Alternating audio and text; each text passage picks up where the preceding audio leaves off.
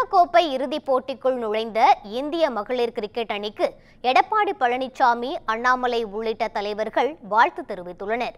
இந்திய மகளிர் கிரிக்கெட் அணி உலகக்கோப்பை அரையிறுதிப் போட்டியில் ஆஸ்திரேலிய அணியை வீழ்த்தி இறுதிப் போட்டிக்குள் நுழைந்தது. உலகக்கோப்பை கிரிக்கெட் தொடரில் இதுவரை 6 முறை அரையிறுதியில் விளையாடியுள்ள ஆஸ்திரேலிய அணி 4 முறை வெற்றி பெற்று இறுதிப் போட்டிக்கு சென்றாலும் வெற்றி பெறாத 2 முறையும் இந்தியாவை எதிர்த்துதான் விளையாடியது.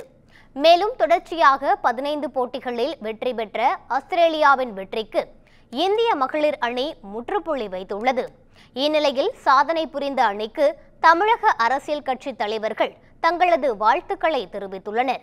அந்த வகையில் அசாதாரண ஆட்டத்தை வெளிப்படுத்தி இந்தியாவை பெருமைப்படுத்திய ஜெமிமா ரோட்ரிக்ஸ், ஹர்மன்பிரீத் கவுர் ஆகியோருக்கு சிறப்பு பாராட்டுகள் என்று தெரிவித்துள்ள எடப்பாடி பழனிசாமி, உலக கோப்பையையும் வென்று வாருங்கள் என வாழ்த்தியுள்ளார்.